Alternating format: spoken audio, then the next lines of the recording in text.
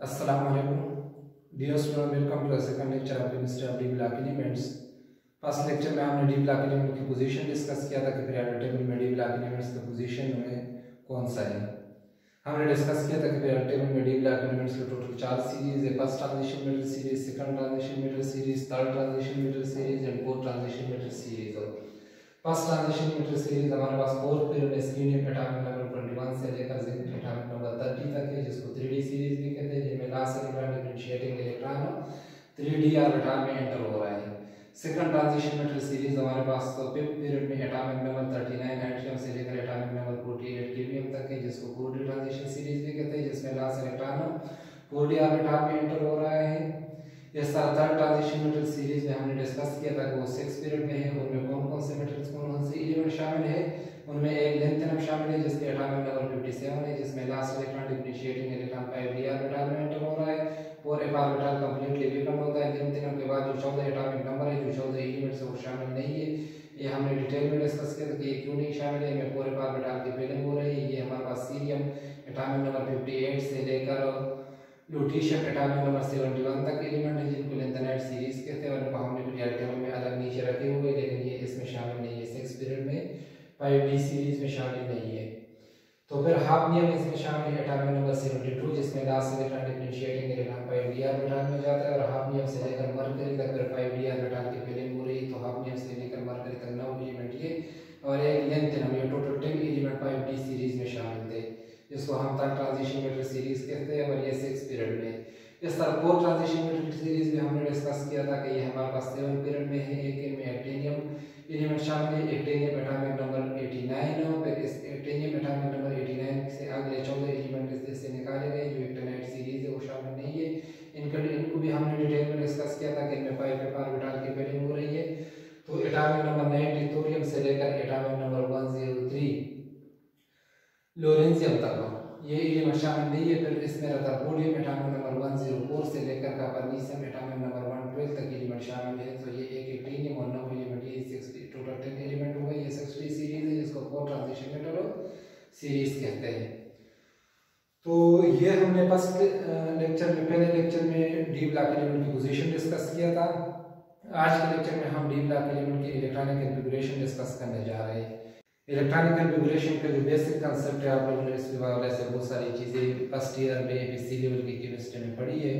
इन पर अच्छा खासा प्रैक्टिस भी किया होगा। आप लोगों ने रदरफोर्ड एटॉमिक मॉडल भी पढ़ा होगा, फिर नील बोहर एटॉमिक मॉडल पढ़ा होगा, क्वांटम नंबर भी पढ़ी होगी, जैसे प्रिंसिपल क्वांटम नंबर होता है, smoother quantum number, magnetic quantum number, spin quantum number, electronic distribution भी पढ़ा होगा कि इलेक्ट्रॉनिक अरेंजमेंट हम किस तरह लिखते हैं एलिमेंट के लिए।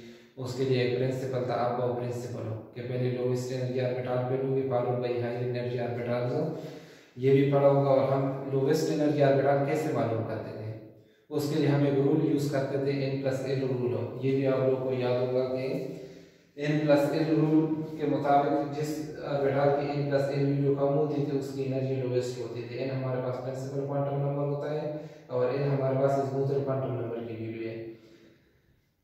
फॉर एग्जाम्पल, अगर हम 1s और 2s के लिए n+l वैल्यू कैलकुलेट करें तो 1s के लिए n+l वैल्यू, इसके लिए n वैल्यू क्या है, 1 है, और इस l की वैल्यू क्या है, 0 है। तो n+l वैल्यू हमारे पास 1 है। इधर भी n+l वैल्यू हमारे पास 2 है। किसकी n+l वैल्यू कम है, 1s की n+l वैल्यू कम है एज कंपेयर टू 2s। तो 1s की एनर्जी कम होगी 2s से। इस तरह अगर हम इन दो ऑर्बिटल्स की 2p और 3s ऑर्बिटल की n+l वैल्यू कंपेयर करें तो दोनों में वैल्यू बराबर आती है। 2p में भी n+l वैल्यू हमारे पास 3 है और 3s में भी n+l वैल्यू हमारे पास 3 है। तो अगर इनमें n+l वैल्यू बराबर आती है तो फिर हम क्या करते हैं, जब वैल्यू बराबर आ जाए तो किसको लोवेस्ट एनर्जी ऑर्बिटल कहेंगे। जब ऐसा केस आता है तो फिर जिस ऑर्बिटल की n वैल्यू कम होती है वो लोवेस्ट एनर्जी ऑर्बिटल होता है। जैसे n में 2p और 3s में n+l वैल्यू तो बराबर है, लेकिन 2p का n वैल्यू कम है। जब n का n वैल्यू कम है तो इनकी एनर्जी कम होगी, तो 2p की एनर्जी कम होगी 3s से। इस तरह आप लोगों ने इलेक्ट्रॉनिक अरेंजमेंट की, इलेक्ट्रॉनिक कॉन्फ़िगरेशन का प्रैक्टिस बहुत सारे एलिमेंट्स पे, रिप्रेजेंटेटिव एलिमेंट भी किया होगा। नियान के लिए भी आप लोगों ने इलेक्ट्रॉनिक अरेंजमेंट लिखा होगा कि नियान में टोटल एटॉमिक नंबर 10 होता है। एटॉमिक नंबर भी आप लोगों को पता है कि नंबर ऑफ प्रोटॉन्स को हम एटॉमिक नंबर कहते हैं, लेकिन किसी हर एक एलिमेंट में नंबर ऑफ प्रोटॉन और नंबर ऑफ इलेक्ट्रॉन बराबर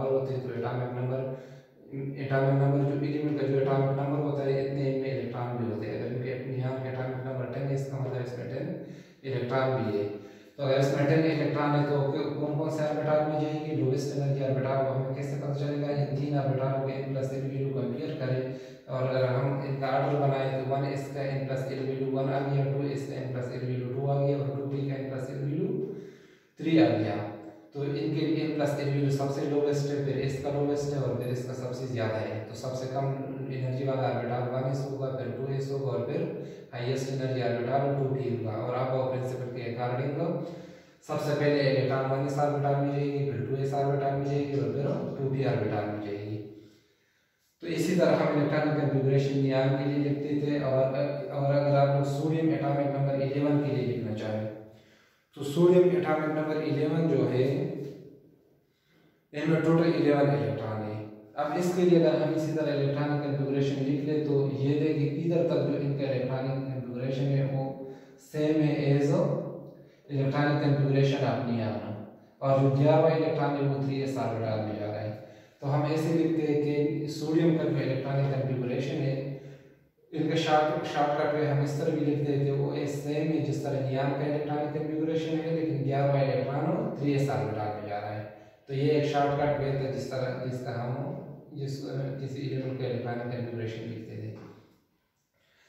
अब इधर तक जो चीज़ें हैं ये तो हमने आप लोगों ने पीसी में पढ़ी होगी, इन पर प्रैक्टिस भी किया होगा और मैं एक्सपेक्ट कर रहा हूँ कि आप लोग का इस पर अच्छी तरह कंसेप्ट क्लियर है। तो डी ब्लॉक एलिमेंट्स के लिए अगर हम इलेक्ट्रॉनिक कॉन्फ़िगरेशन लिखना चाहें तो डी ब्लॉक एलिमेंट में जो हमारे पास फर्स्ट ट्रांजिशन मेटल सीरीज है जिसको 3D सीरीज भी कहते हैं, जो स्केंडियम एटॉमिक नंबर 21 से लेकर जिंक एटॉमिक नंबर 30 तक के फोर्थ पीरियड में है। इनके लिए जनरल इलेक्ट्रॉनिक कॉन्फ़िगरेशन अगर मैं लिखना चाहूँ मैं लिखूंगा जो शॉर्टकट वे है, जिस तरह इधर मैंने सोडियम के लिए लिख लिया कि इनके 10 इलेक्ट्रॉन तक इलेक्ट्रॉनिक अरेंजमेंट टू नियॉन जैसा है, तो नियॉन 10 हम लिख लेंगे और साथ 3s1 लिख लेंगे। तो इस तरह फर्स्ट ट्रांजिशन मेटल सीरीज के लिए आर्गन 18 लिख लेंगे। इनमें हर एक एलिमेंट में 18 इलेक्ट्रॉन तो मौजूद होते हैं।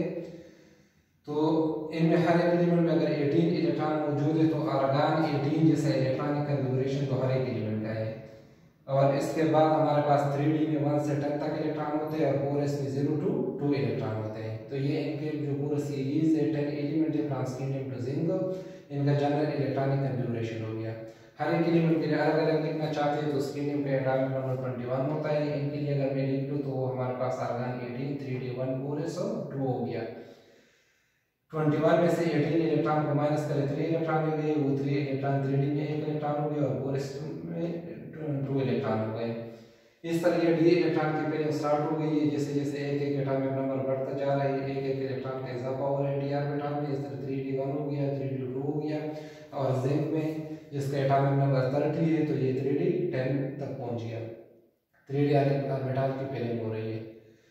तो 3d ऑर्बिटल में आप लोग पता है कि डी ऑर्बिटल में डी सबशेल में टोटल जो डीजेनरेट ऑर्बिटल्स होते हैं वो कितने होते हैं, डी सबशेल में 5 डीजेनरेट ऑर्बिटल होते हैं। तो टोटल इनमें 10 इलेक्ट्रॉन्स आती हैं, तो ये 10 एलिमेंट्स हो गए। इसी तरह सेकंड ट्रांजिशन मेटल सीरीज के लिए जो हमारे पास 4d सीरीज भी हम इसको कहते हैं, यट्रियम एटॉमिक नंबर 39 से लेकर कैडमियम एटॉमिक नंबर 48 तक के पीरियड में इनका जनरल इलेक्ट्रॉनिक कॉन्फ़िगरेशन अगर मैं लिखना चाहूँ तो हमारे पास इलेक्ट्रॉन 36, 4d में 1 to 10 इलेक्ट्रॉन और 5s में 0 to 2 इलेक्ट्रॉन इस तरह लिखेंगे। मतलब इनमें 34 इलेक्ट्रॉन 36 इलेक्ट्रॉन तो हर एक एलिमेंट में है, तो इसलिए इलेक्ट्रॉन का जो इलेक्ट्रॉनिक कॉन्फ़िगरेशन है इसी तरह इलेक्ट्रॉनिक कॉन्फ़िगरेशन तो हर एक एलिमेंट का है। उसके बाद 4d में 1 से 10 तक इलेक्ट्रॉन है और 5s में 0 to 2 इलेक्ट्रॉन है। और अगर हर एक एलिमेंट के लिए हम अलग अलग लिखना चाहें तो एटम एटॉमिक नंबर 39 का हमारे पास हो जाएगा इलेक्ट्रॉन 36, 4d में 1 इलेक्ट्रॉन और 5s में 2 इलेक्ट्रॉन। 4d ऑर्बिटल की पहले हो रही है, इधर 4d में 1 इलेक्ट्रॉन इधर 2 इलेक्ट्रॉन और इस तरह आखिर में कैडमियम एटॉमिक नंबर 48 में 4d में 10 इलेक्ट्रॉन पूरे हो गए, जो कि डी सबशेल में total number maximum number of electron 10 ही है, जिसमें 5 टोटल 5 डीजेनरेट ऑर्बिटल्स है। इस तरह जो थर्ड ट्रांजिशन मेटल सीरीज है तो थर्ड ट्रांजिशन मेटल सीरीज को हम 5d सीरीज भी कहते हैं।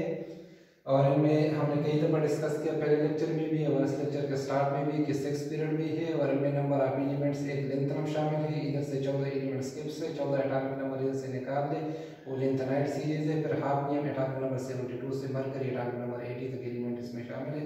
इनके जनरल इलेक्ट्रॉनिक कन्फिगरेशन हम कुछ इस तरह लिखते हैं कि इनमें 54 इलेक्ट्रॉन तो हर एक एलिमेंट में है, तो इसलिए ज़ेनान 54 जैसे इलेक्ट्रॉनिक कन्फिगरेशन तो हर एक एलिमेंट का है। इसके बाद इनमें 4f ऑर्बिटल या तो इसमें 0 इलेक्ट्रॉन होगी, कम्प्लीटली वेकेंट होगा, या कम्प्लीटली पेल्ड होगा, 14 इलेक्ट्रॉन होगी। 5d में 1 से 10 इलेक्ट्रॉन तक इलेक्ट्रॉन हो सकते हैं। 5d ऑर्बिटल की पेलिंग हो रही है और 6s में 0 to 2 इलेक्ट्रॉन होंगे। तो ये देखें हम इसके जनरल इलेक्ट्रॉन कन्फिगरेशन अगर हर एक एलिमेंट के लिए लिखते हैं तो लेंथ में हमारे पास ये हो गया ज़ेनान 54, 4f इसमें कम्प्लीटली वेकेंट होता है, 6d में 1 इलेक्ट्रॉन होता है और 5d में 1 इलेक्ट्रॉन होता है और 6s में 2 इलेक्ट्रॉन होते हैं। तो ये 5d ऑर्बिटल की फिलिंग हो रही है। इस तरह लेंथ में 1 इलेक्ट्रॉन है, फिर हाफनियम में इसमें 2 इलेक्ट्रॉन है, लेकिन लेंथ में जो f ऑर्बिटल वो कम्प्लीटली वेकेंट है। और फिर हाफनियम से लेकर मरकरी तक एटॉमिक नंबर 80 तक इन सब एलिमेंट में 4f ऑर्बिटल कंप्लीटली फिल्ड होता है। 4f में 14 इलेक्ट्रॉन फिल्ड होते हैं। एक ऑर्बिटल में आप लोगों को पता है कि मैक्सिमम 14 इलेक्ट्रॉन आ सकते हैं क्योंकि 7 डिजेनरेट ऑर्बिटल्स होते हैं।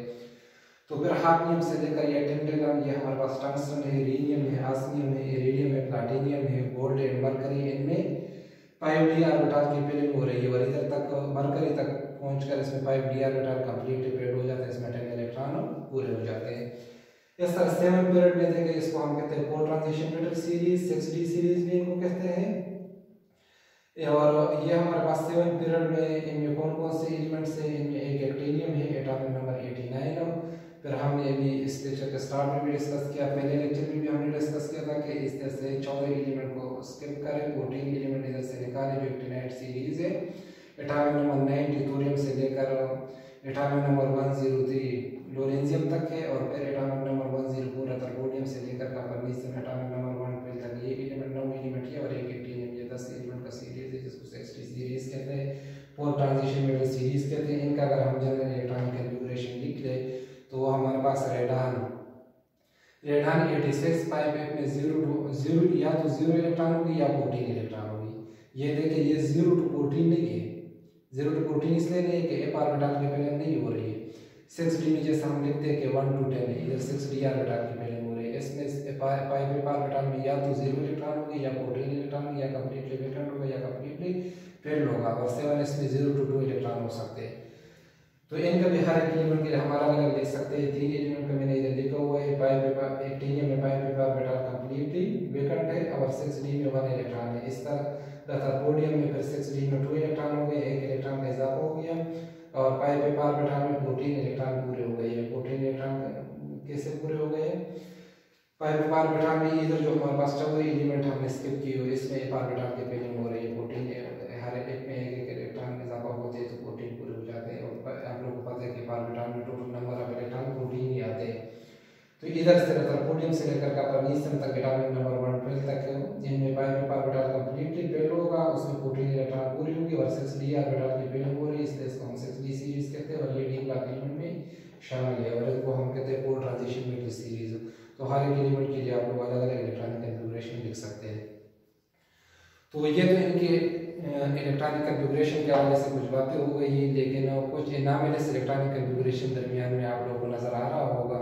तो ये इनामिलस इलेक्ट्रॉनिक कन्फिगरेशन क्यों है? जैसे आप लोग इधर देखें क्रोमियम के केस में, इधर आप लोग एक्सपेक्ट कर रहे थे कि जैसे वेनेडियम में 3d में 3 इलेक्ट्रॉन है तो क्रोमियम में 3d में 4 इलेक्ट्रॉन होगी, लेकिन इधर 3d में 4 की जगह 5 इलेक्ट्रॉन है। क्यों है ये इनामली क्यों नजर आ रही है? तो कॉपर में देखें, कॉपर में आप लोग 3d में टोटल 9 इलेक्ट्रॉन एक्सपेक्ट कर रहे थे। जैसे हमारे पास इधर निकल में देखें, निकल में 3d में 8 इलेक्ट्रॉन है, तो निकल के बाद जो कॉपर आते हैं इधर 3d में 9 इलेक्ट्रॉन होने चाहिए थे, लेकिन इधर 10 इलेक्ट्रॉन 3d में।